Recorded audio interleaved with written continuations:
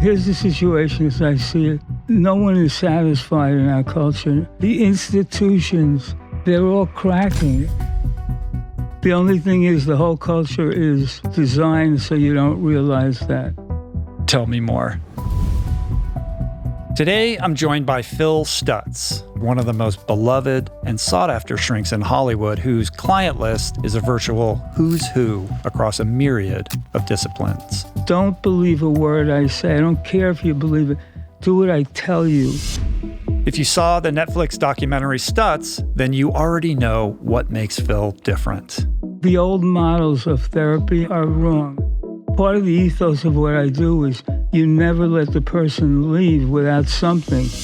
I'll tell you about yourself. Can I do that? This is what I'm here for. What is your wife's biggest complaint about you? That I'm missing the gift of my relationship with the beyond, that it prevents me from seeing her as she truly is. I'm looking for a spiritual breakthrough, Phil. It almost feels like you're guilty about something. Oh my God. Yes? Now we're getting to the good stuff.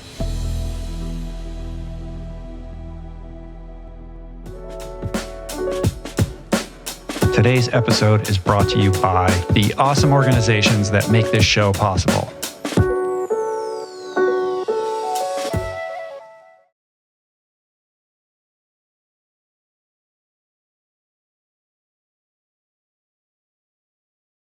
I always get nervous before these things, and you were sharing how you get nervous as a public speaker, and for some reason I'm like acutely more nervous than normal. I don't know what that is or why. I think it speaks to some perfectionism, control issues that I have, because I didn't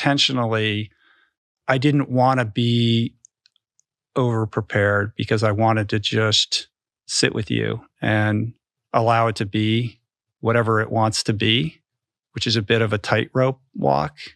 It's a deeper surrender and letting go. But I felt like that would make for a more organic and authentic and kind of hopefully emotionally resonant experience. Yeah. Well, here's the situation as I see it. The old models of therapy and a lot of the old models about human nature are wrong. They're particularly wrong now. And the reason is no one is satisfied in our culture. No one. So you have a lot of people, almost everybody, feeling they didn't get paid, so to speak. Mm-hmm. And the dissatisfaction is only going to grow. And the reason is human beings only can feel satisfaction if they're co-creating with the higher forces. It's not like a philosophy or something I figured out. It's just what I've observed. That's the secret. That's the thing. The secret. This is the real secret. You'll never be satisfied if you're doing something in a completely isolated manner. Well, I think there's a lot packed into that. I think there's a sort of twofold thing operating, one of which is the fact that we've seen the kind of denigration of faith organizations in America. Yes. And with that comes a lack of spiritual conviction and some kind of tether to something bigger than ourselves. And then layered on top of that is this ethos of America, which is based on rugged individualism. We're all out for ourselves. What can I get? How can I, gird my loins with as much material goods for the sake of power and material accumulation? And that comes at the cost of collective responsibility or, fidelity to something that is larger than ourselves. So I think those two things in concert are sort of at the rot of this lack of connection that we have to something greater than ourselves. And when you look at the mental health crisis that's metastasizing right now with the epidemic of loneliness and the increased rates of self-harm and depression and the like, it's no mystery when you kind of unpack what's at the foundation of our current cultural moment. Yeah. The only thing is the whole culture is designed so you don't realize that. And I'm as materialistic as the next person, But, well, here's what happened was when I was a kid psychiatrist and I was being trained, you'd see the other guys and what they would do and how they'd handle their patients. And what I saw was no change. But what pissed me off even more was people would come in and we'd go through the psychoanalytic thing. This was the cause, blah, blah. And then we'd let them leave with nothing, holding their dicks. Mm-hmm. And and at that age, I was even more, rebellious than I am now. And it offended me. I was doing everything else, getting high, whatever, but that was too much for me. And that really set me off in a path, because I was very disillusioned, as I sense you must have been at times. Yeah, I've been in a variety of therapeutic modalities for, 30 years at this point. Where are you from? And I grew up in Washington, D.C. I've lived in Los Angeles for a long time, though. And I have a story of addiction and recovery, and I've been in recovery for a long time. Was in therapy prior to recovery and have been in therapy ever since. 12-step AA is like my main thing, but I also am involved in men's groups and am in therapy myself. But I've had that experience of being with a therapist or a psychiatrist where the practitioner is a neutral observer and you're just there spinning your yarn for just months on end and never seeming to get kind of any guidance or counsel or relief. You realize this early and often and have a very different approach to the people that you work with. Yeah, I mean, part of the ethos of what I do is you never let the person leave without something. It could be a tool. It could be just a sense of hope. It could be relating differently to the world, but something that they can actually do. And I'm a little shaky today. I'll show you this. We're going to get a drawing. Am I going to be allowed to keep the drawing? We'll see. We'll see how you do. I don't think there's going to be a drawing because my fucking... That's all right. We got all the time in the world. Okay. So we got a pyramid here with two lines through the middle. Yeah, so this is the right pathway to look at the world, as far as I'm concerned, and it has to do with faith. The bottom of this thing is called faith. Now, and people don't understand what faith is. People want to have faith because it's proven to them, which is impossible. The idea is you have to have a freely chosen. You have to choose to have faith for no reason, without proof, and without anything. If you do that, then you can act, which is the second level of the thing.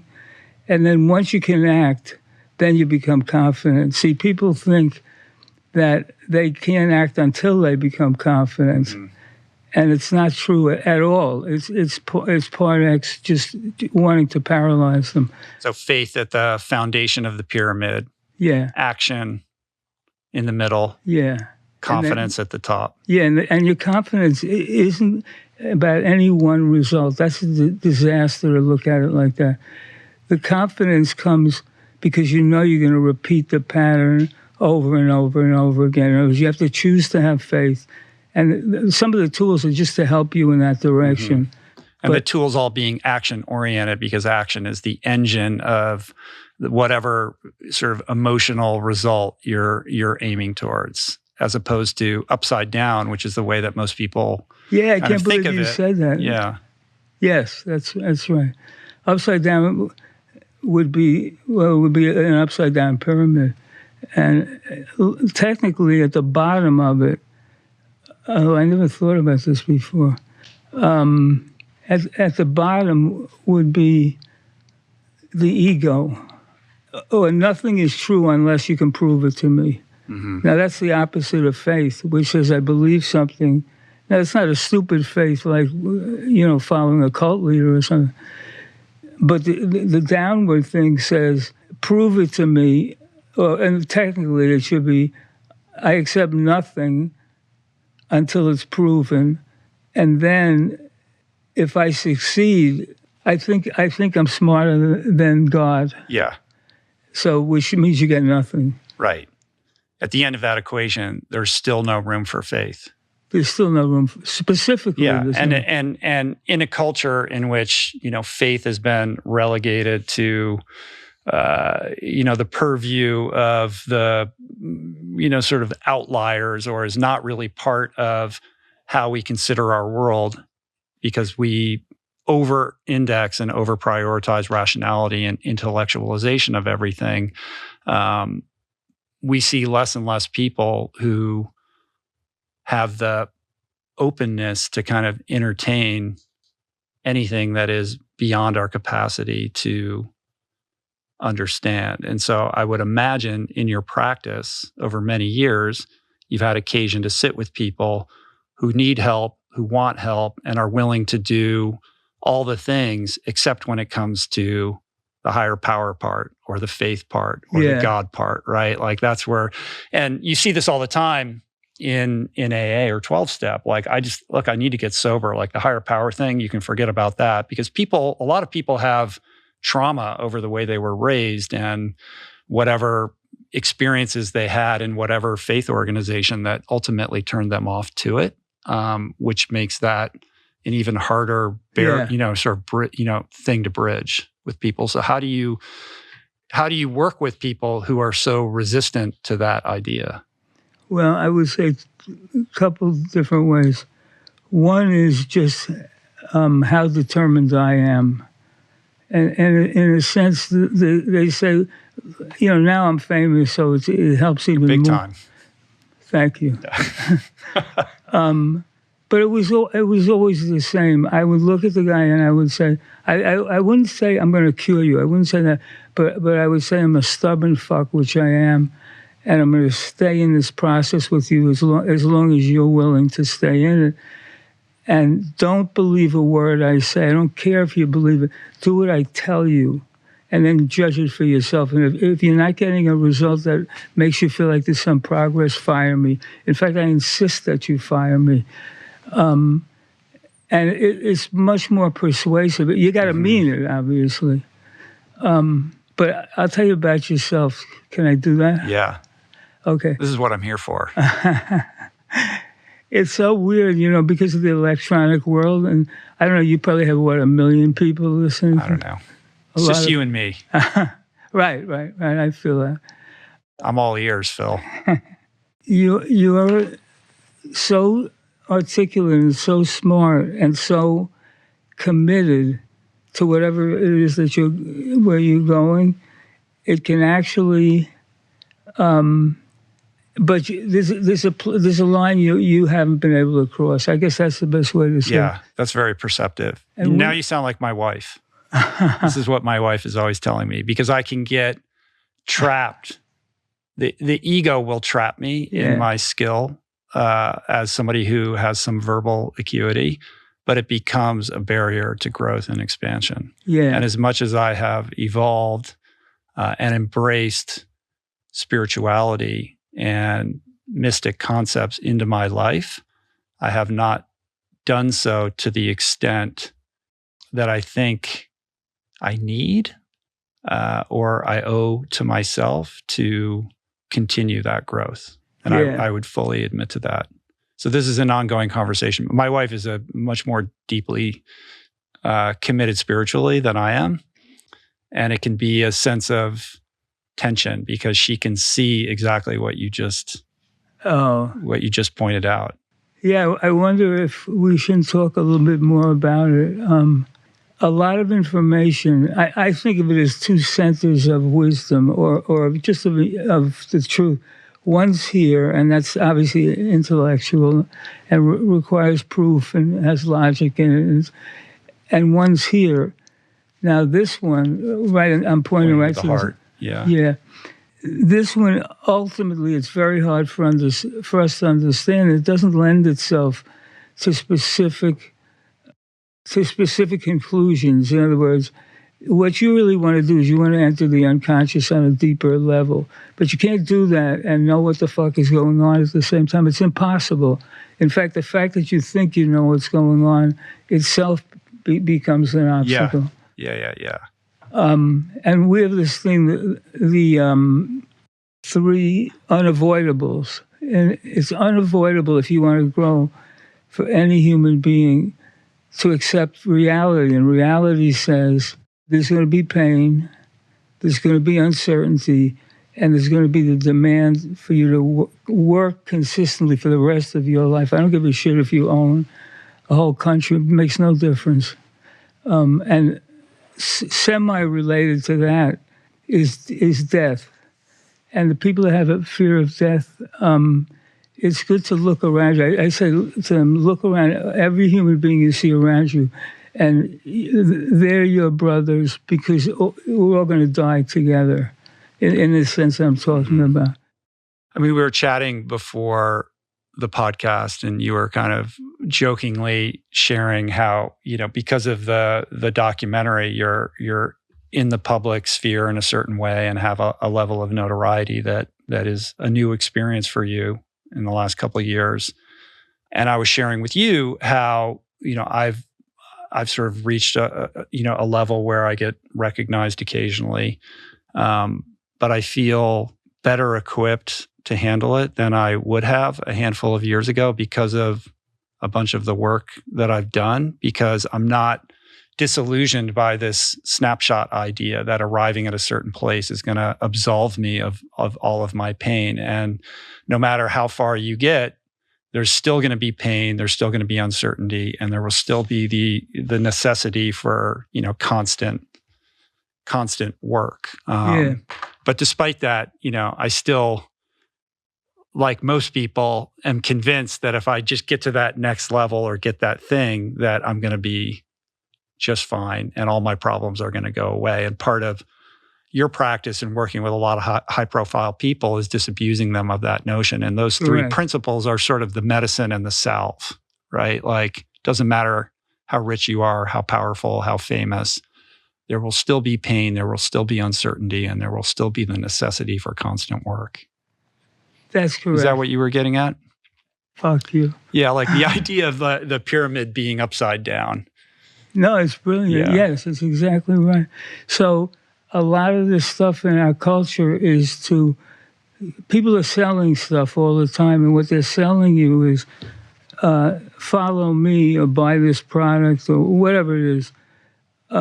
You're exonerated from those. You get to opt out. Yeah, you get a pass. And that's one of the worst things that's going on. And I would say post-World War II, it's really gotten out of hand. And some of that also, for me, has to do with the economics of it. Like, if I make less this year, it has no consequence to me. It's not real. But what the people, at our level financially don't understand, well, you understand it, obviously, is that the guy who works, maybe he makes $69,000 a year, he works his ass off and is a good person. If he walks around in terror that his kid is going to get sick, fucking terror, which brings us to, and it's because I'm like half in one world and half in the other world. I could see it from both points of view. I don't know the exact numbers, but it's easily, I would say 30-40% of the population. Now, and that's just an example of other things that are happening, which means the institutions that we've always relied on and that we felt, well, there's safety here, or there's somebody on my team over here, they're all cracking, and they're all corrupt, and people don't trust them anymore. So the last bastion of denial, to me, is broken. Right, because that's always been an illusion or a delusion. Yes. But now it's just more evident how delusionary it is that there's some kind of safety or capacity for us to exert control over things we have no control over. Yeah, that's correct. And the other side of that, I call it institutional corruption, is not the middle level people, because most of them are good people and they do their job. But I know a lot of people on the higher level, and they actually think they're exempt from all of this, and because of that, they can't penetrate deeply enough into the other person's experience. And if you can't penetrate into the other person's experience, no matter what and I mean from here, that you feel it. If you can't do that, you're out of touch with reality. Which brings us to another point, which is the role of groups. And you're 12 steps, so you understand this.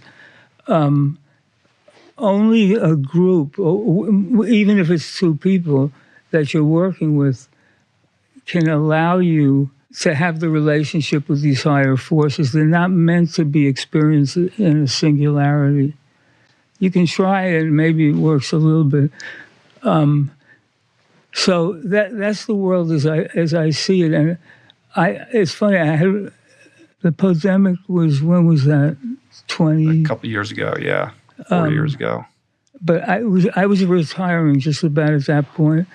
And the closer I got to that, the more obvious it was to me that a lot of the ideas, psychological theories, were actually, in some sense, harmful, because everybody got caught up in this wave. And for a shrink, the wave will express itself through, shrinks are not going to make a lot of money, but what they want is recognition and to be part of a hierarchical system. So we call that Universe One. Universe One, everything is denominated by numbers. That's the world of numbers. So it's the world of science, obviously, mathematics. And so money, if the metric is numbers, everything gets down to money, because money becomes the only way people can see value. All human beings want value. They want meaning. But in that kind of a culture, Universe One, everything is materialistic, and everything is comparative or competitive, because we're not given anything. So you have to reach above that. Now, it's very interesting with you, because you're about as close to the line as possible without crossing it. Meaning, what does that mean? It means you understand that a lot of the information you get that you need to change has to come from here. It's not an intellectual process, but there's something that's holding you back. It almost feels like you're guilty about something. Are you much more successful than you expected to be? Oh my God. Yes? Now we're getting to the good stuff. I bet there's a lot of you out there who've been pondering that new website you'd like to have, but just haven't pulled the trigger. Well, with Squarespace, it's easy and affordable to build your own beautiful designer website. So Squarespace has been a long-time partner of the show, and what I love about it is it just demystifies everything about what's required to make a website. You don't need to be a designer. You don't need to know how to code. Everything is right at your fingertips. They make it super simple, and they've got these unbelievably beautiful templates to choose from that are oriented around whatever your needs may be. Whether you need a simple landing page or a full-on online shop, Snap, Crackle, Pop, Squarespace has the tools you need to launch your business, including e-commerce templates and inventory management. So make that website. You got it. Click the link in the description below for a free trial. And when you're ready to launch, use offer code RichRoll to save 10% off your first purchase of a website or domain. Yeah, I never thought that I would be successful. So I'm living way beyond anything I dreamed or imagined for myself. So perhaps there's a sense of guilt. I mean, my part X is, looming large in the back of my mind, waiting for somebody to break down the door and pull me away from the microphone. And I have a tremendous amount of awareness and gratitude over the position that I'm in, but there's certainly an inner dialogue of unworthiness. And it's that alcoholic thing where on the one hand, I think I'm really good at this. Maybe I'm better than anyone else at this one thing that I do. And I'm an absolute piece of shit who's undeserving of anything that I've received. And, it's only a matter of time before the house of cards is going to just cave in on itself. And I can entertain those two notions simultaneously. I don't know why you bothered to invite me here. I need you. I'm looking for a spiritual breakthrough, Phil. I have a very good relationship with faith and spirituality, but I know that there's a lot more growth available to me. And I do feel like I dance around the periphery of that. And yet my intellect and my ego and my reverence for rationality, I think, holds me back. Like, I'm a product of higher education, and I was indoctrinated in a certain way in which to... Were your parents teachers or something? No, but my dad's a lawyer. I grew up in Washington, D.C., and education was a very fundamental priority in our household. And it was a very achievement-oriented household. And I've had, ups and downs and my trials and tribulations, but ultimately it's a game that I was able to be successful at. And I think I have an ego attachment to that and some pride. But that becomes, like we were talking about earlier, like a barrier to, I think, more exponential growth. I'm not averse to it. I'm open to it, but there's something that maybe is a little too scary.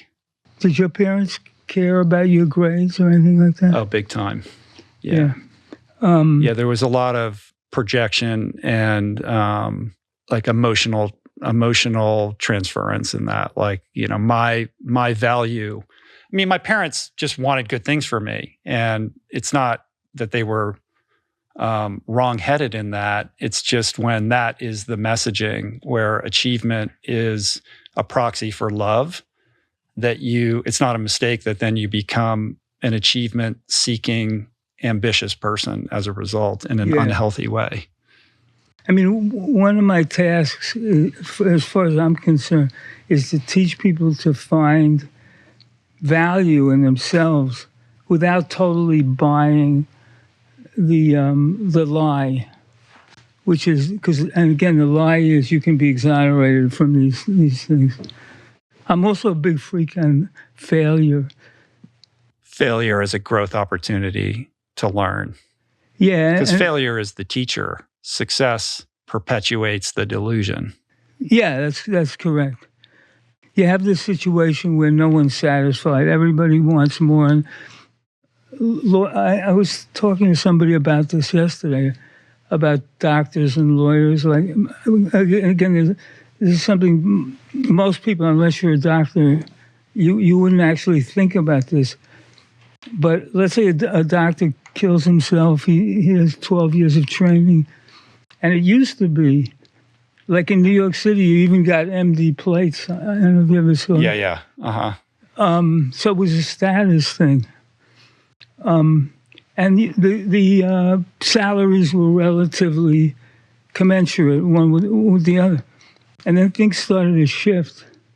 And now, this is not true of every doctor, but now you have a lot of them that say, well, I make $250 or $350. And my friend over here that's a show business lawyer makes $1.7 million or $11 million, whatever it is. And there's a gap. Now that's the same problem. I'm getting screwed, and I'm dissatisfied with life that the doctors would have. And it's actually affected the practice of medicine.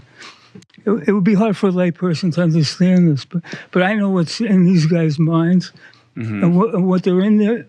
Not all of them, because there are a lot of great people in medicine, but I would say about half of them, they use a metric of money to drive them through their days. And they just get, and they can't ever catch up.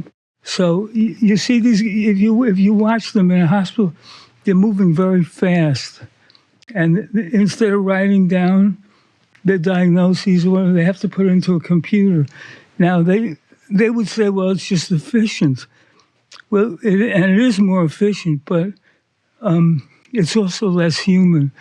And my whole trip is not be a nice person, be more. That's not my thing, because it won't work.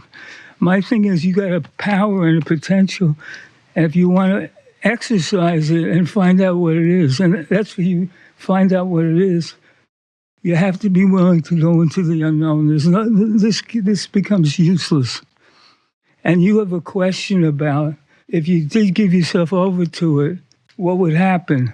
And it may be more what would happen to, or your fear of what would happen to other people. I don't even know so much if the fear is what would happen to you. Mm. But if I was treating you, and don't get any ideas, I would try. See, there's this thing called the world of small things, and if you want to change somebody in this area where they have to let go, it's better for them to practice in the smallest thing, the smallest little piece of it. Right. And then hopefully you can expand it more. Close your eyes for a second. Just imagine that all the success and everything was taken away from you suddenly, unexpectedly. Forget about why or how it was taken away, but now you're naked. And tell me what you see. Is there something about you that becomes more apparent? Can you tell me? Yeah, it's a couple things. I mean, one, it's certainly scary because I do have, an attachment to what I do. And so it feels very much like a threat to take that away. Who am I if not for the things that I do? How will I be perceived? Like an unhealthy relationship with like extrinsic opinion. Like, who am I without this thing? A sense of uselessness or inconsequence if I don't have this. But also, at the same time, relief. I don't have to hold up something. Yeah. But I know what you're getting at, which is you are worthy just for who you are. And your worthiness or your deservedness to be loved or to love yourself has nothing to do with what you do. Ultimately, it has nothing to do with it, yeah. Can you think of a time in your life where the dynamic was shifted a little bit? Because there's like a master up there. I don't know what the word for it is. It's like a cosmic boss. And I don't sense that you're scared of him, but I sense you're looking to serve him, but you're looking for the wrong person. Or it's not really a person.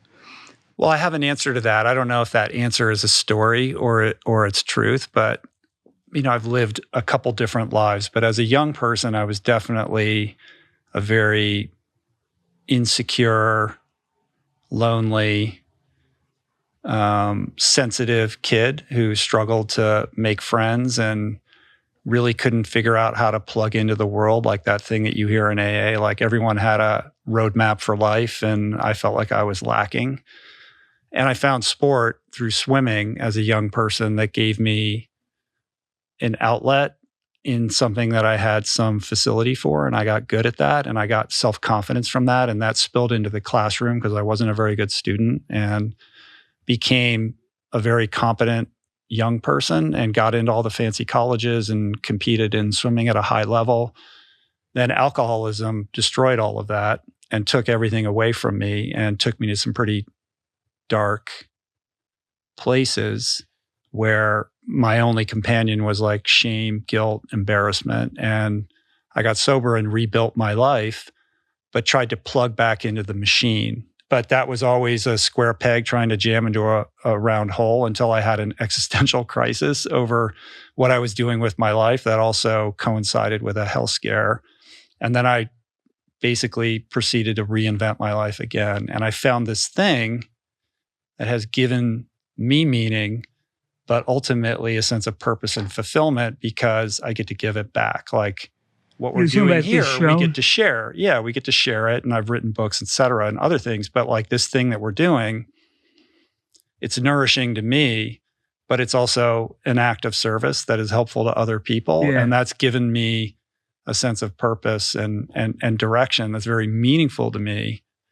that has a spiritual component to it because on some level it's an intangible, and it's also not something I planned. It was something that resulted from my own spiritual inquiry. It's an outgrowth of that. So it feels very healthy in that regard. But then as it becomes more successful, the ego enters the picture, and I start thinking about, well, what's the other podcaster doing? And how come mine isn't like this? And what if we do this and we can grow and be bigger? So all of that, we live in a capitalist society and this is a business. So part of that is just being an entrepreneur and being, smart in terms of how we're directing this business. But fundamentally at its core, this is a spiritual enterprise.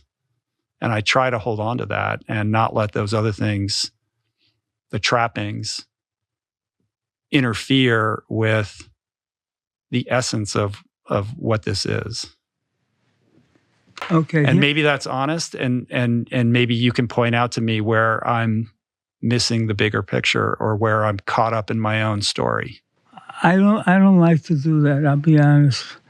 I like to see where you are now, see the gut level instinct that you have to where you need to go, and then teach you to identify where the obstacle is, and then teach you what to do in the smallest terms possible, because you're fighting something.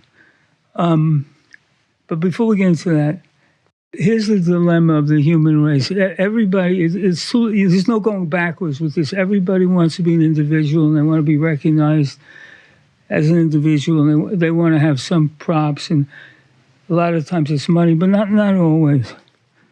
And that's necessary. So that's a singular, individual set of goals.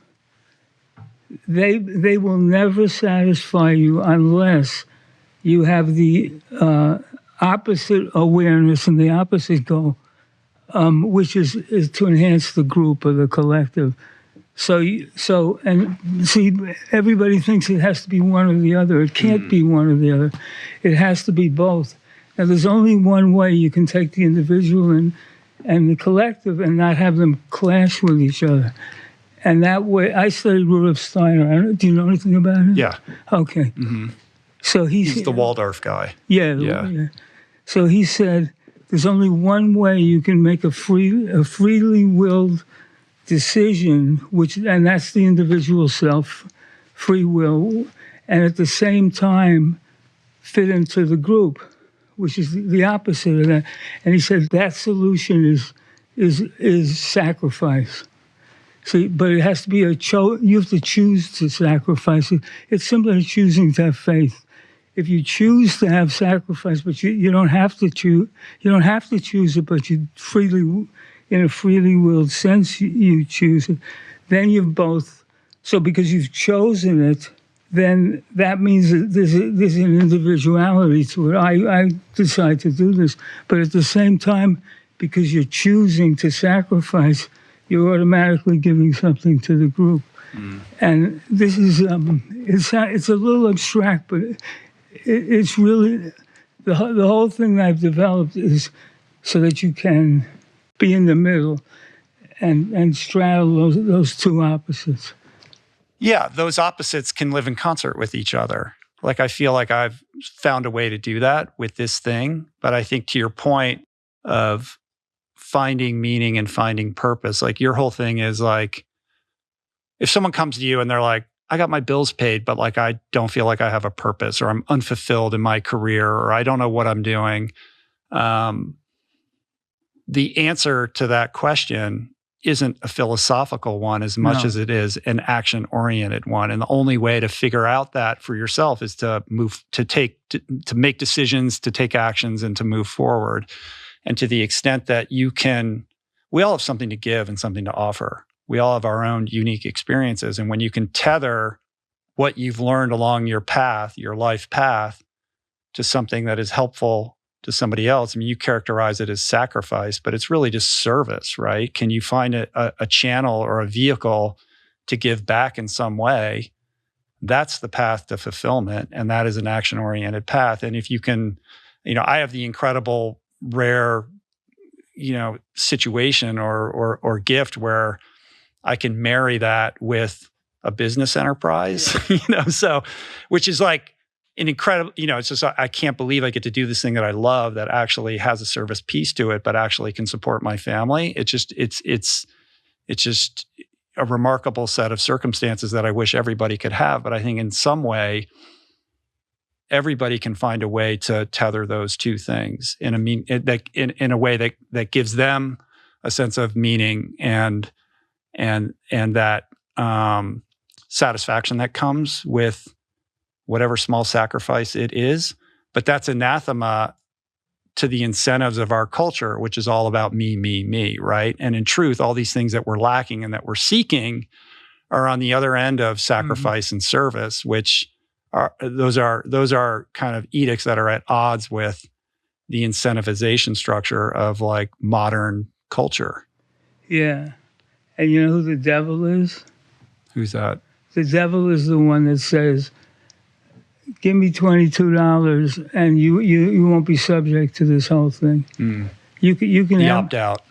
The the opt-out, my program, here are the 10 things you can do and you won't have to worry about all this stuff that everybody else who's in human form has to deal with. You know what I was thinking when I was driving up here? I was thinking this is going to be a thing about, it was going to be, I thought it was going to have a veneer of depth and what was the term? And meaning. But it was just what do they call it? A sheep. What is that? A wolf in sheep's clothing. Yeah, a wolf. Well, I was gonna try to get you. What do you mean? Yeah, and it was. I'm going to sell you this thing, and it's going to exonerate you from these unpleasant things. And in the exoneration of it, you'll actually think that you're creating real meaning. So the question is, and you're not. You're, it's like eating plastic food. And here's my metric for this. Human beings are at their best in a crisis. And the worse the crisis is, the more important it is. I almost, I don't really work anymore, but when I used to work, I would like skip. I was the opposite of all these shrinks. I would say, what caused it, this and that. I would say, fuck everything except the worst crisis you ever went through in your life. And what you find yourself able to do in that crisis is a marker, a leading edge towards, if you want to say human potential. And that's when you really find out what humans are capable of. But the other thing that you may find this dogmatic, but I still don't think anybody can do this successfully without some higher force, even if they don't know exactly what it is. My wife calls that your divine moments. Like, don't rob people of their divine moments. And when I look back over my life, those deep crises that I had to weather have been not just the greatest teachers, but really the launch pads for like all the growth and all the experiences that I've had as a result. And I wouldn't, it's like, I wouldn't wish it on anyone, but I also wouldn't trade it for anything else. Right. And we have this instinct as empathetic, compassionate humans when we have a loved one or someone we care about who's going through something difficult, to rush in and help them solve the problem. Whereas the gift might be to step aside and be an observer and say, I love you and I trust you to find your way through this, because that experience can be the crucible for something beautiful and magnificent, but you have to allow that person to go through it, which can be painful when, because no one wants to see someone they care about having a difficult time. I'm just semi-crying because one of my nurses has a grandson who's 19, black, highly talented as an actor, as a painter, like I think really talented. and he's raised by his grandmother basically, and he's starting to fall backwards. Let me put it this way: this kid was 18 years old. They were at one of these clubs or something, and guns were drawn. Everybody ran away except this kid because his friend was shot. That's the kind of person he is. But he's starting to fall apart now. I'm going to see if I can talk to him today. Because of the experience of that trauma or other things? I think the trauma just clarified what was going on. It was his thing is I'm not good enough. Like, we all have that. But he has no fucking help, which brings up a whole other thing. And you're right. The saddest thing is, you personally can't really save the person from that. Anyway, he made an attempt, a couple of attempts. And I know the talent because people are walking into my house all the time. And it's like the talent is like it's like a trick someone's playing on him because he knows he has the talent too. But something, it's funny, it's on a different level, it's what you're going through. It's another version of it. So the person has the talent, but something's stopping him. You're a little bit professorial, and you enjoy it, and you're good at it. You understand what I mean by that? I think so. Keep going. I rest my case. See, your thing is not selfishness. It's the opposite of selfishness. See the good fortune where you have a job that also gives out to the world? Well, let me ask you something different. What is your wife's biggest complaint about you, would you say? That I over-intellectualize and that I over-prioritize rationality and that I'm missing the gift of deepening my relationship with the beyond. And that becomes a barrier to deeper intimacy with her. And that because she's so more invested in that, or perhaps mature in that regard, that it prevents me from seeing her or the desire to see her as she truly is. So that creates a disconnect in our relationship. Like we could have a deeper, more intimate bond if I would like relinquish my fear or the walls that I throw up around that terrain.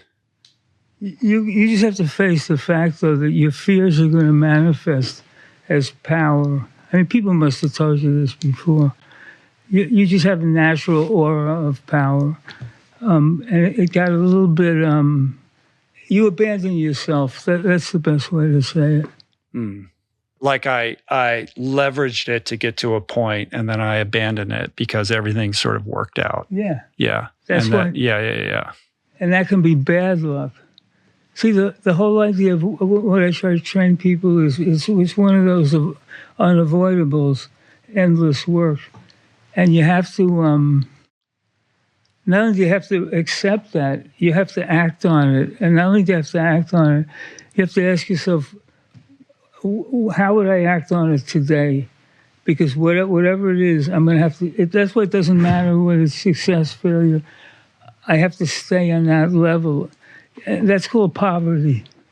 Like if you and I were working on something in the spiritual world, and we worked hard, we have a good working relationship, all that stuff, and then so we were satisfied, and then we went to sleep. When we woke up, we'd have nothing. Mm.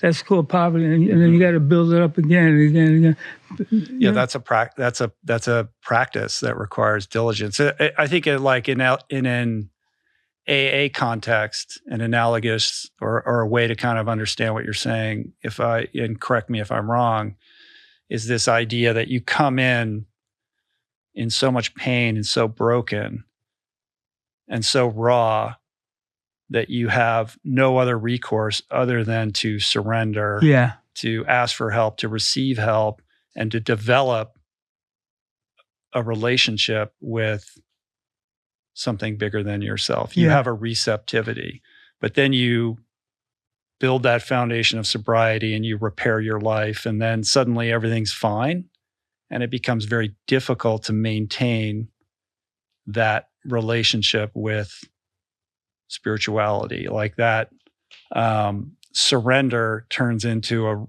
a reclaiming of your self-will, and suddenly you think you're in control. And this is like the, a dilemma that I would admit to being, part of. Like, it's not that I don't understand the importance of these things, but it becomes harder to stay emotionally connected with that level of openness that I had when I was in a state of desperation. I'll tell you right now, the key to this whole thing is your wife. Because she's a tremendous ass. She would agree with you. Yeah. She is. She is. Yeah, we were talking about it the other day, as a matter of fact. Now, that's not good enough, but it's good for you to know. Yeah, it doesn't mean that I've translated it into any action. Right. So what do I do, Phil? What how do I, what is the tool? What is the action step that I can take? Good question.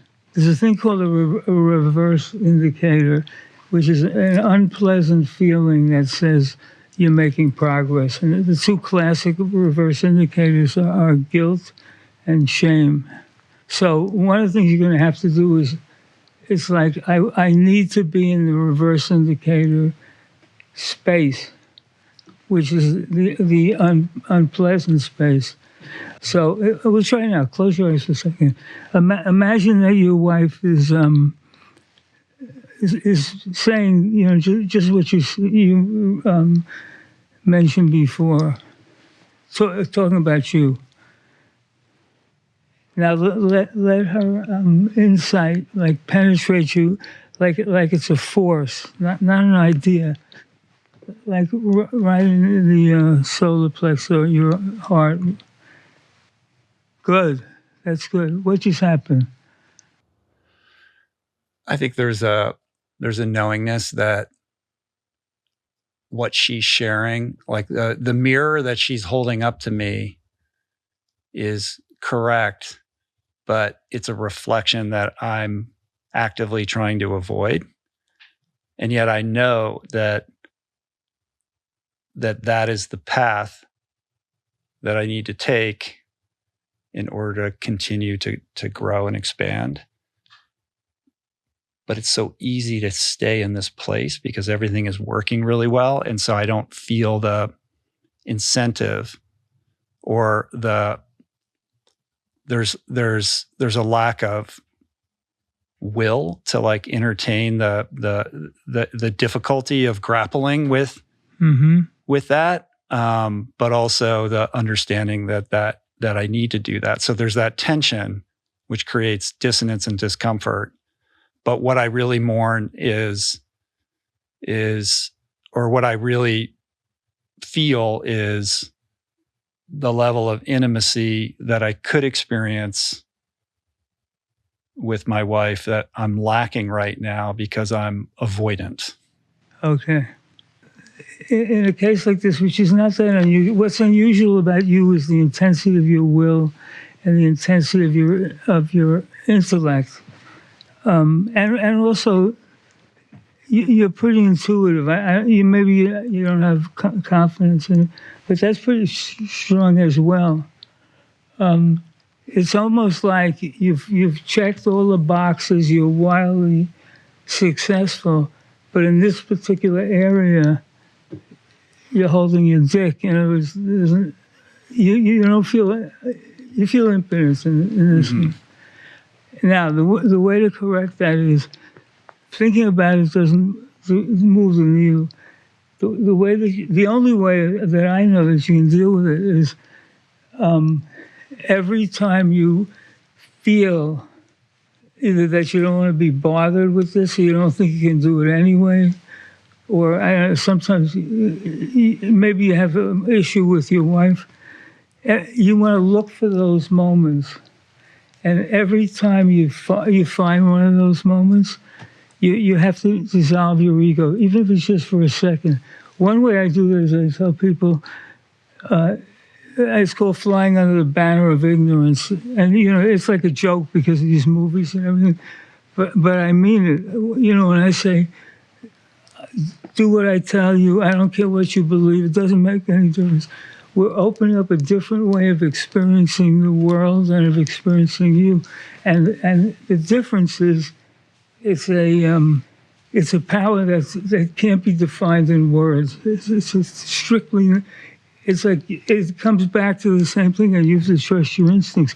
You trust them tremendously, except for this one area. But anyway, I want to make sure you get this. Your job is, like those guys at the beach with those vacuum cleaners to try to pick up quarters. Right? That's what you're doing. That's your job now.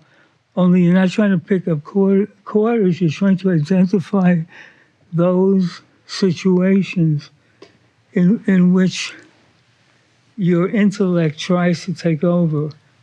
And it must happen with your wife, I would assume. Yeah, it certainly happens with my wife, and the intellect can be a barrier and an effective tool in my avoidant strategy, because my part X, my wife is saying, come closer, right? And my part X is telling me, if you show her who you really are, she's going to divorce you. Yeah. Like because you're fundamentally unlovable. That if she knew the real you, and so I'll erect a strategy to move close enough towards her, but just shy of any danger zone. Yeah. Yeah. So I would imagine that's this is a common thing. No, you're the only person I've ever Like all of you, I work very hard, which is why I always also rest hard. Unwinding, recharging is essential if we want to show up in the world as our best selves. And Cozy Earth is here to help curate your relaxation ritual with game-changing bedding, bath, and loungewear that truly raises the bar on comfort and luxury. Their fabrics are buttery soft. Their pillowcases, duvets, and duvet covers have officially replaced all our home bedding. And their sheets are fantastic, fashioned from temperature-regulating material, which keeps me perfectly comfortable all night long. The quality is also second to none, offering an incredible 10-year warranty on all their products. So here's what you're going to do. Go to CozyEarth.com now and get up to 30% off with a free item when you use my code COZY-RICHROLL, or simply hit the link in the description below. Well, you've dumped a lot of shit on me today. Yeah, I know. I know you don't like it when people dump shit on you, but like this is the life you signed up for. But let me go over this again for you. In order for you to actually do this, to really do it, because I don't give a fuck about anything else. Either you do it, and do it means whatever the barrier is, you break it, and on the other side of that barrier, you're going to find uncertainty. You're definitely going to find guilt. You'll find some confusion, and most of all, you're going to find the I don't know bit of it. I call it, I told you this is like flying under the banner of ignorance. So every time first of all, anytime she says anything to you about yourself, but second of all, when it comes up inside you spontaneously, either way, you have to, it's like Clark Kent, changing in a, what do they call those things? Phone booth. And you can't fake this news. You have to, that's why the world of small things is so important. You have to look for a small event where you could capitulate to her. Not abstractly, not saying I agree. Forget about that. You have to actually do something. Now there's two kinds of action. There's outer action and there may be nothing to do. But there's also interaction, which is the truth. So every time, and when I say every time, I mean every time this comes up in you, you have to change the dynamic with her. And most people think, well, it's not going to work because it's too passive. What I'm asking, it's not big enough. And the trick in this kind of thing is, you know what you can even do when she's telling you this stuff about yourself. Try to literally, physically feel yourself shrink in the most physical way possible, because what you want to do is, one tool is active love. Do you know that? So, just for the audience, active love means you imagine the universe is made out of love. And it's very important to think of love as a substance, because if it's a thought, you can argue about it. But as a substance, you can't. It's just out there. It's like it's some kind of a substance coating everything. Anyway, the first step is, you take all this love and you bring it right in here, as if you could concentrate all the love in the universe. Again, you think of love as a substance, you bring it in here. So it's almost like the whole universe of love is living right here for a second. That's called concentration. The next step, you take the love you've concentrated and you send it to her. And you don't hold anything back. You give everything away to her. And then the most important part of the tool is, it's almost, you're not just sending it to someone at a distance. You want to enter the other person and become one with them. Mm-hmm. But anyway, the point of it is, you're trying to create a sense of wholeness by giving love away, even if you don't agree with the person. It has nothing to do with any kind of theory. Active love is a constant giving, and it can't be blocked. This part X tries to block it because it's not up here. It's almost like a reflex. Right. I mean, it's a form of loving kindness. Yeah.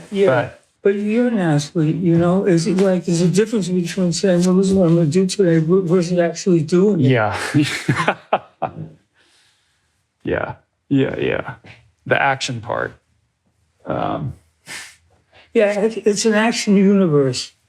You can almost say, if it doesn't include that, I say that if a guy comes up with a philosophy in the modern world, not in the ancient world, and it doesn't end in action, it's no philosophy at all. The highest thing that defines the intrinsic qualities of being alive is instinct. Mm-hmm. I once had this vision for a second of the whole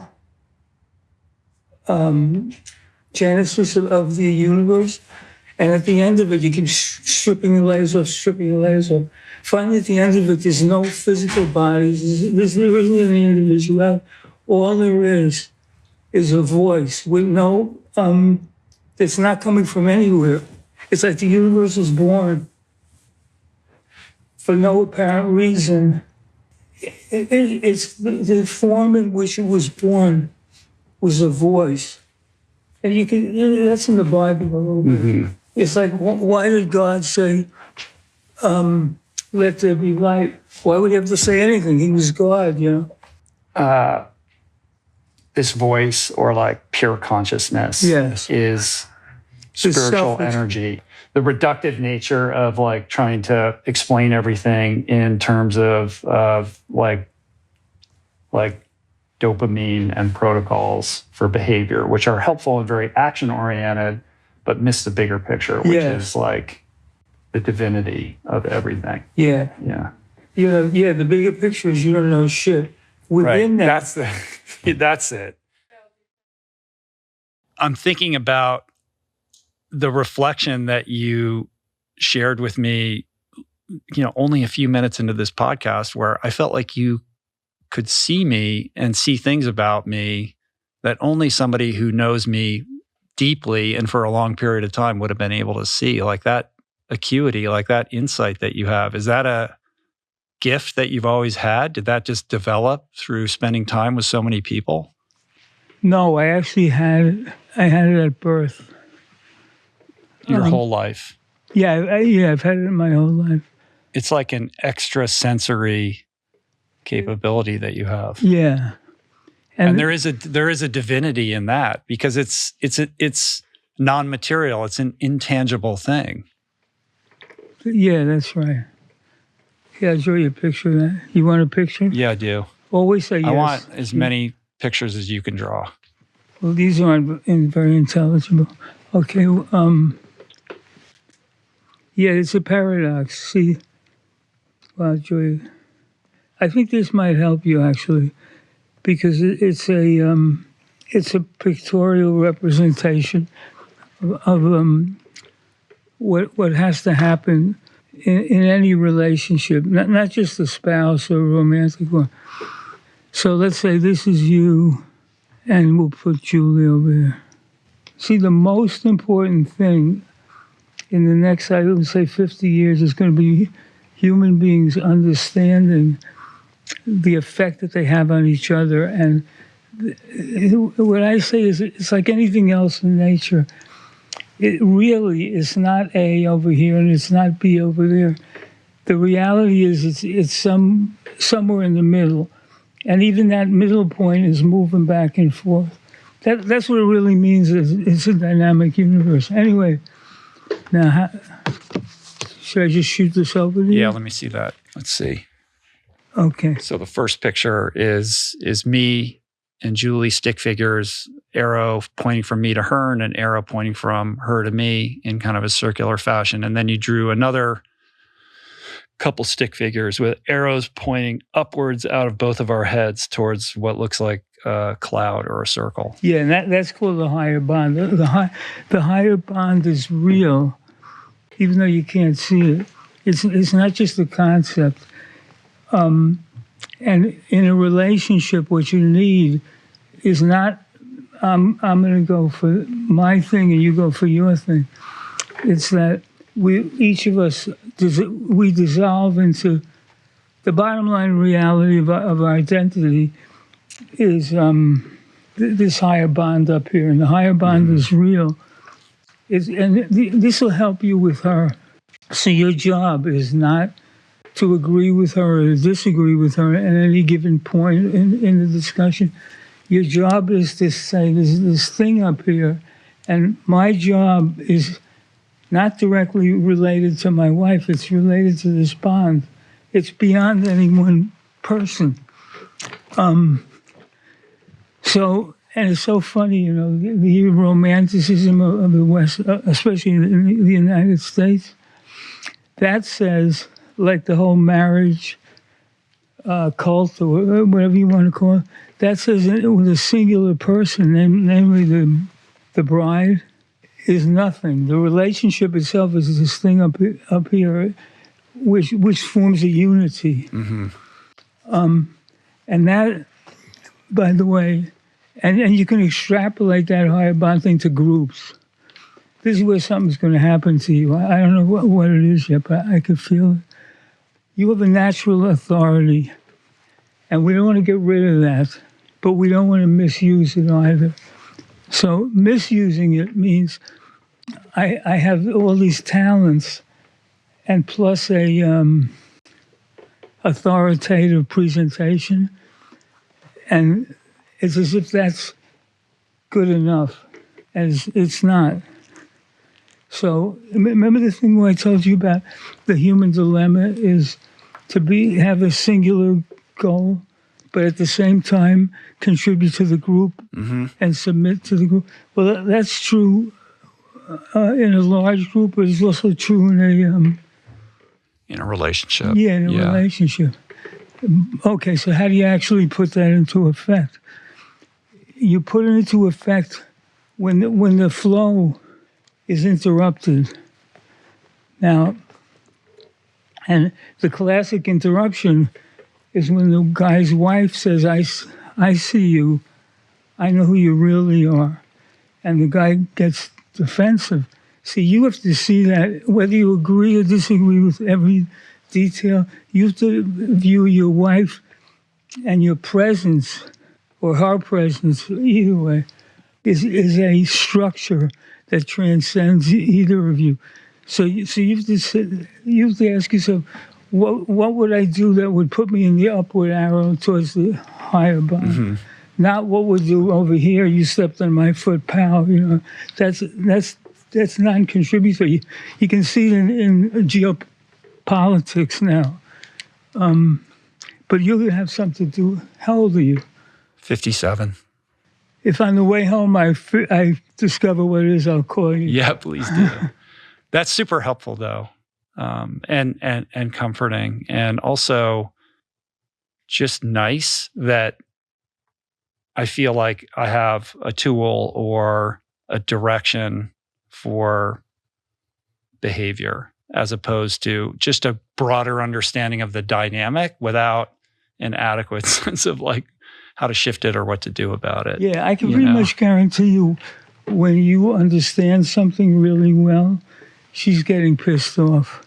I mean, I know it sounds counterintuitive, but there's real beauty in that contrast. Like, it is a 1 + 1 equals far more than 2. Yes. The dynamic, and I want that intimacy. I want that deeper connection. Of course, I want that, but I get in my own way, as I often do with many things.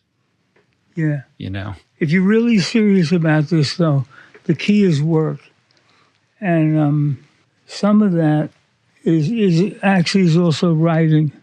So I used to think writing was bullshit because there was no action, and then as I started to get older, I saw that there are different kinds of ways to look at the same event. So what you have to do now, I'll show you another trick with this.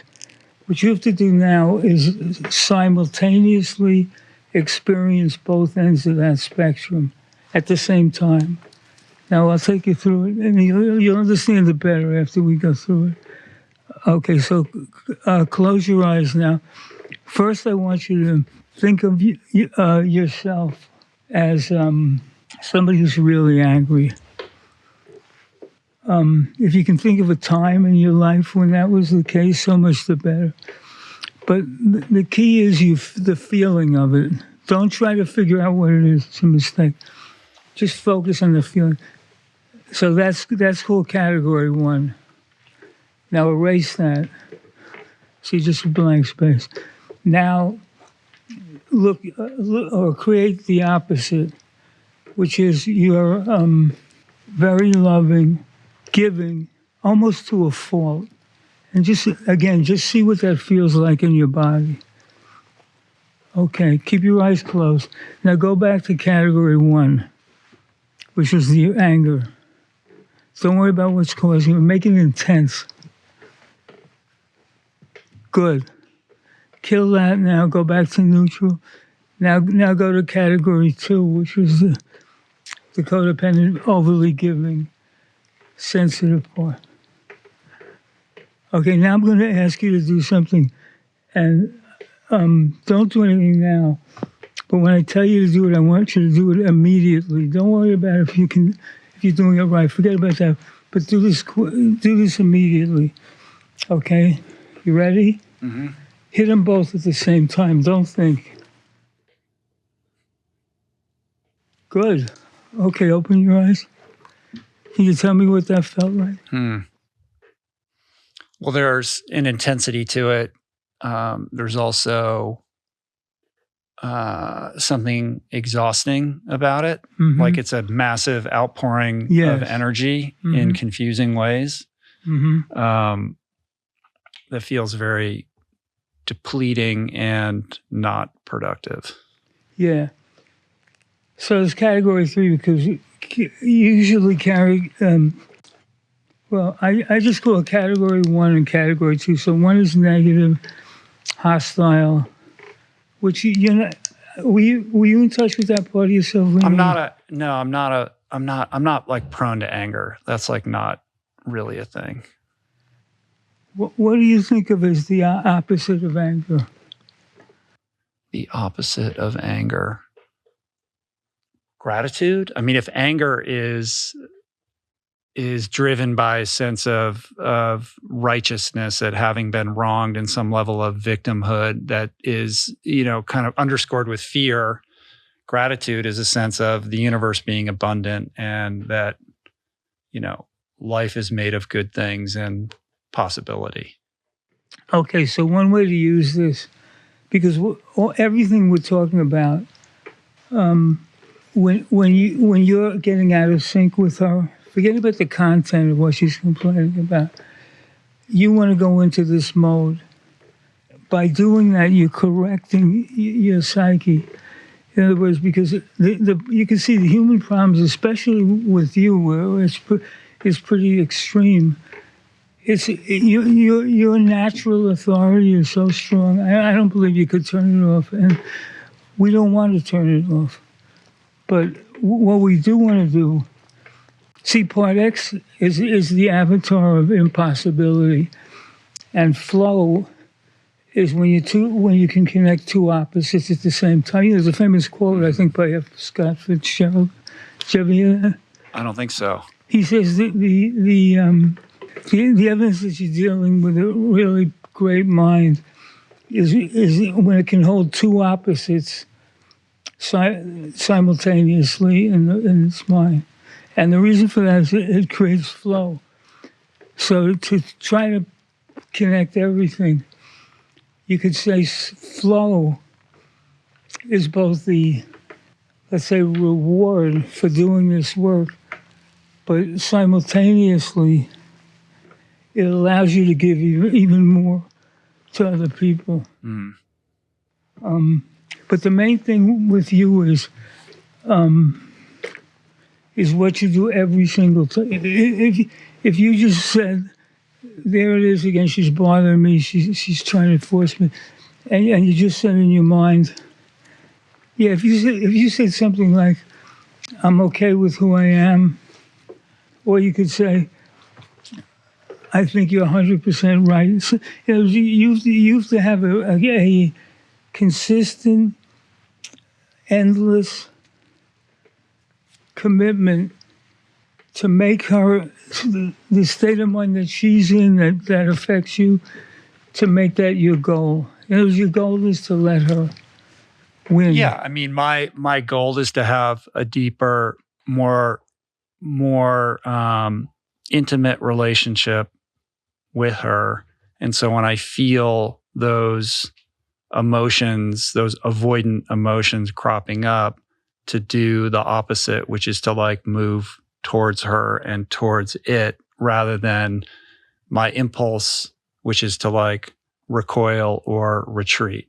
That's a very alcoholic thing. Like I want to isolate, like I don't want to confront tricky emotions. I think we all on some level, have our version of that experience. Like the things that we need to work on that are calling us, that are the portals into, evolution and greater awareness and self-understanding, are the things that we don't want to look at because they're uncomfortable, because those are our Achilles heels, but if you don't confront them or look at them, they only grow stronger. That's and at some point, reveal themselves in your life in ways we, none of us want, right? So the solution is always to move towards the thing that you're avoiding or don't really want to deal with.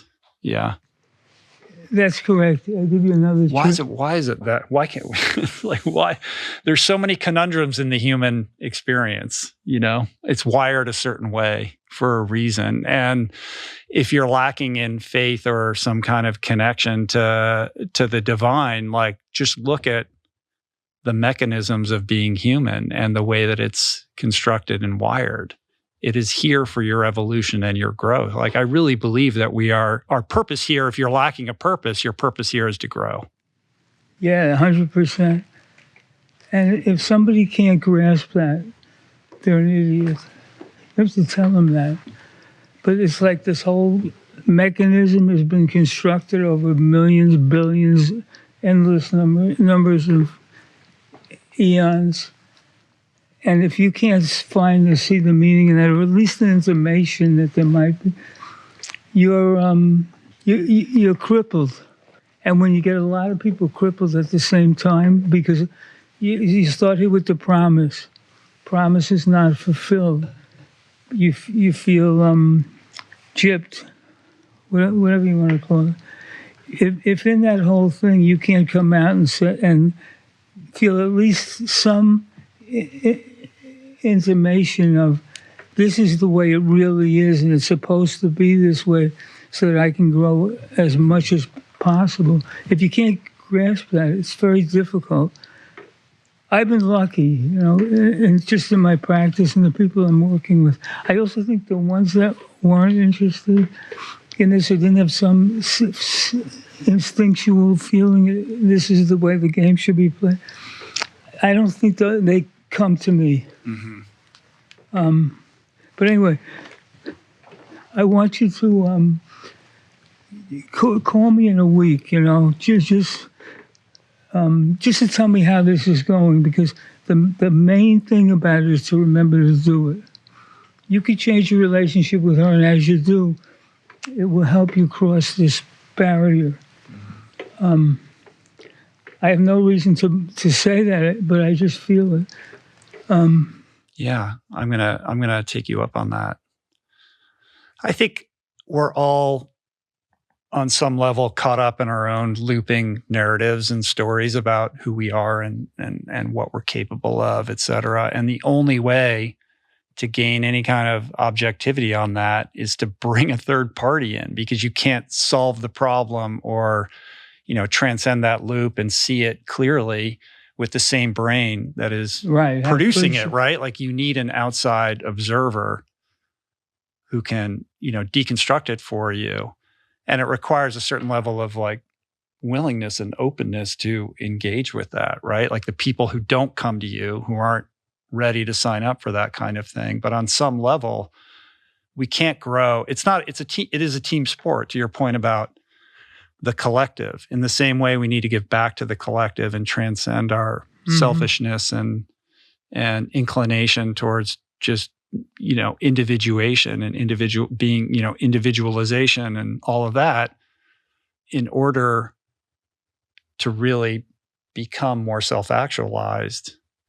You have to be willing to raise your hand and open up to somebody else and be honest, which is hard. No one wants to, expose their secrets, into the light, but shame can't survive the light, right? You have to, the path forward is always the uncomfortable, difficult path. And so I'm always trying to model the power of vulnerability, because it isn't a weakness. It is a superpower.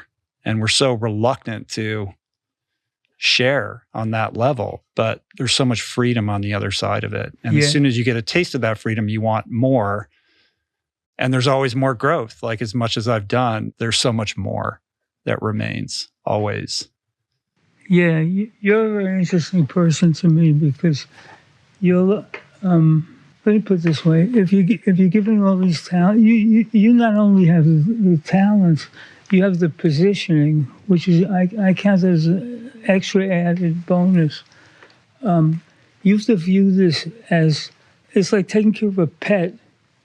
You're responsible for this organism. That's what you want to think about it. The organism being what? Being the higher bond. It's real. I'm trying to think of an example. Nothing is coming to mind, which makes me even more ashamed of myself. But let's go down a shame spiral together. We'll hold hands and just go down the funnel, Phil. All right, let's try that. What's at the bottom of the funnel? Opportunity. Okay, let me just show you this. No, do you want me to draw this? Yeah. Okay. Please. Always. Okay. This here, we'll say, is uncertainty. It's just a horizontal line. So on one side of the line, you have uncertainty. Probably the thing human beings fear the most. Uncertainty is the domain. It's the backdrop against all, which allows growth and most of all creation. And in this zone of uncertainty, these little things here represent flow. See if that makes sense. Let me see. So uncertainty is this, like comfort with uncertainty is the pathway to growth and to creative expression, to flow, right? Yeah. This paradox of being certain around uncertainty is so interesting. I had, do you know Ellen Langer? No. She's a professor of psychology at Harvard. She was like the first the first woman to get tenure in the psychology department at Harvard. And she has a whole thing around uncertainty. Like obviously uncertainty is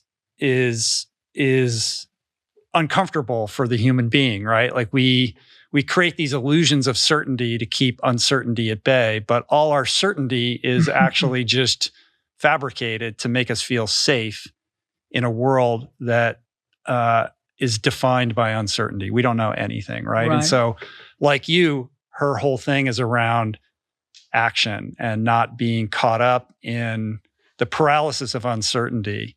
And she talks about like making decisions, and your work is very similar. I saw a lot of overlap here in that we have this inclination towards like analysis paralysis, and we don't want to make decisions, and we're indecisive. And then when we make a decision, we're analyzing whether it was the right one or the wrong one forever. And her whole thing is like, don't worry if you made the right decision, like make the decision right. Life is about making decisions. It's that thing. It's like take the action, make the decision, move forward. Stop ruminating in the past or projecting how it's going to impact your future, and just continue to make decisions, and to the best of your ability, make those decisions right in your attitude around them. Give me that. Which one? The same thing? Yeah. So over here you have clarity, we'll put. Now, the job is to move from this apparent clarity to cross this line into the realm of uncertainty. And people can't do it. Obviously, it scares the shit out of them. There's a secret to it, though. I alluded to it before. You see, each one of these U's, these U's are called turnarounds. And all it means is I was feeling good, I had bad luck, I lost my nerve, I got sick, whatever it is. So I gave up. Now, if you can work through that, so that you would go, up here things are fine, down into the trough, you're fucked, and recover from it. In that recovery, you've created value. And the person who creates the most value is the one who can cross that line. And that's an experience of getting fucked and then recovering from it. You call it right. And they're all like micro heroes' journeys. That's right. That's brilliant. Yeah. That's right. So the what you drew was a bunch of U's, each U representing some individual journey through uncertainty to the other side. Yep. Yeah. That's called a turnaround. And no matter how many of these U's you traverse, there's always going to be more. Yeah, which is the good and the bad news. Yeah. And another thing, you have to speak differently. Tell me more. You're going to have to speak a little more from the heart. It's very compelling when you do. Otherwise, you're didactic. Yeah. Which is, here's one of the smartest guys I've ever met, but I don't give a shit. And you shouldn't either. I think in this context, I don't want to be defensive. Like, I hear you. Like, I'm gonna think about that. am trying to be present, but I'm also trying to be a proxy for the audience and make sure that the ideas are getting conveyed clearly. And so maybe that takes me out of the moment or like the most authentic version of who I am to make sure that like this is helpful for somebody who's spending time with us. Yeah, which is understandable. It's fine. All these things are a matter of degree. But most of this shouldn't occur while you're working with another person. Mm-hmm. It should occur just as you're walking around, going shopping, whatever. But the point of it is, well, you'll find out how much of this you're really willing to do and how much you aren't. But the way you find out is by how many turnarounds you can. Mm-hmm. And that's the opportunity in bad luck, however you want to say it. Right, but unfortunately, you're going to have to hit that nadir moment on each one of these, right? And that's where all of your instincts are to like run away or opt out. But you have to stay in it. Yeah, but that's not unfortunate. That's good luck. Right. I mean, the gift is a result of that, but it means that you have to go through all of that discomfort and challenge. Yeah. I'll tell you one nice thing about you. You have the gift of being an authority figure and being probably slightly over the line in terms of, knowing all that. But you're very, very human. I could almost feel you empathizing with these poor fuck people. So that's a great combination. Right. It's another discussion. Yeah. Is that the most uplifting note that we can like end this thing on, Phil? I'm very surprised at who you are. I like you very much. Okay, good. I'm glad to hear that. I'm relieved. Wow, that was a wild ride, man. Thank you. You got laser beams in those eyes. Yeah, I always have that. Yeah. In normal living, I suck, but in that area, it's some freakish kind of a thing. Well, let's conclude it for today, man. Check out Phil's books. The newest one is Lessons for Living. You can check him out in Stutz, the documentary on Netflix, which was beautiful. I really was very moved by that. Yeah. Yeah, it came out good. Yeah, it did. And that's it. Until next time. All right, I love you. Yeah, little session is over today. Love you too, buddy. I'm in love with you now, for sure. Thank you. Peace.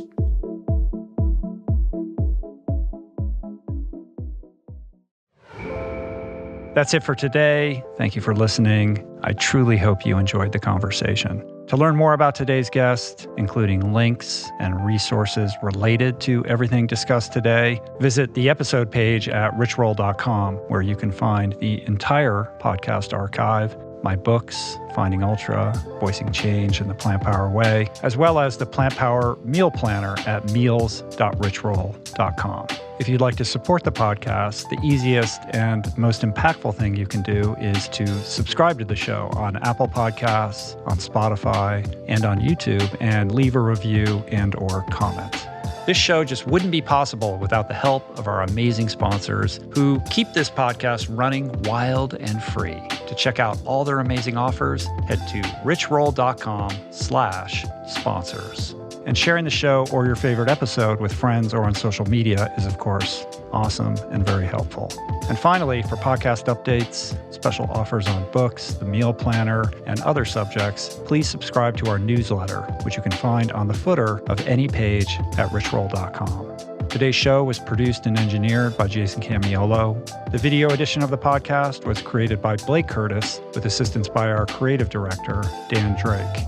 Portraits by Davey Greenberg, graphic and social media assets courtesy of Daniel Solis. And thank you, Georgia Whaley, for copywriting and website management. And of course, our theme music was created by Tyler Pyatt, Trapper Pyatt, and Harry Mathis. Appreciate the love the support. See you back here soon. Peace. Plants. Namaste.